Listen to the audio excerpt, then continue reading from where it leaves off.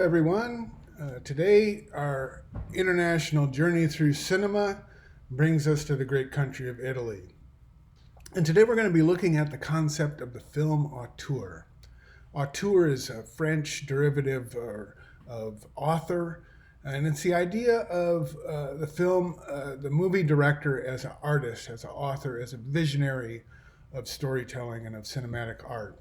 And it's not a Hollywood approach or more sort of commercial approach where it's really this big group of people who work on a crew and producers and corporate uh, film companies and that sort of thing really have an impact on how the story goes, and they make these kind of more um, conventional, or some might say cookie cutter, or um, predictable kind of films that follow a Hollywood formula. The auteur is somebody who stands apart from that and pursues their own vision and makes cinema that's unique and distinctive, and takes cinema in a different direction. And no one exemplifies this concept more than Michelangelo Antonioni, a great director from Italy. And Italy's had many great directors, including Federico Fellini and Pier Paolo Pasolini, and many others. They've also had great movements all through their history. Their film industry really was sparked, believe it or not, during the fascist regime of Mussolini. He created a state film company, and then after the war, this company remained, and it started turning its work toward confronting more fascist approaches, and they created a movement in the 50s after World War II called neorealism, where they made films that were set in the real world, set in, actually some of the earliest films were set in bombed out communities after World War II.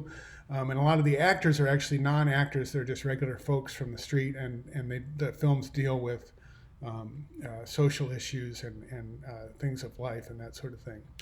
Antonioni was part of this, but then in about 1960 or late 50s, he started breaking away and pursuing film as sort of a philosophical meditation, as kind of a music, where you follow characters and there's a story and that sort of thing, but it kind of drifts in a way that you don't really know. You don't follow a hard and fast plot that gets you to one sort of destination and resolves problems. The movies kind of float sort of through space and take you to these places where you ponder images and sounds, and it brings you to sort of deeper thoughts about life and morals and that sort of thing. So the film we're going to see today is called La Aventura, which was his first breakout film in this new vein of being an auteur and making films that are kind of more philosophical and meditative. This film is noteworthy in that it was really radical at the time, because it starts off you following this one female character who's engaged and about to get married, and they go out on a trip with some friends to an island in the Mediterranean.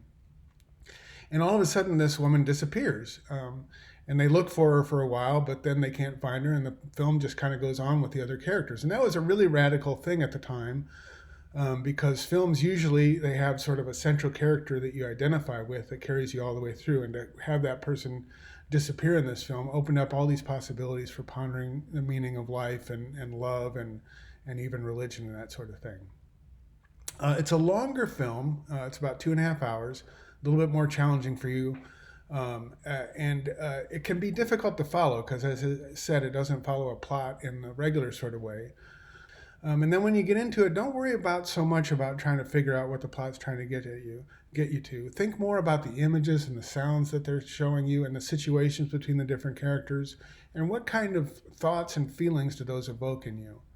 And then lastly, in your reflection afterwards, I'd like you to kind of explore what images and scenarios in the scene did you find to be evocative of emotions, or of beauty, of kind of philosophical thoughts. And then lastly, kind of try and tackle the idea, some sense of what this film might say about the human experience. Why does this film exist in the world? What purpose does it serve? All right, well, thank you very much, and tomorrow we will be going to Germany.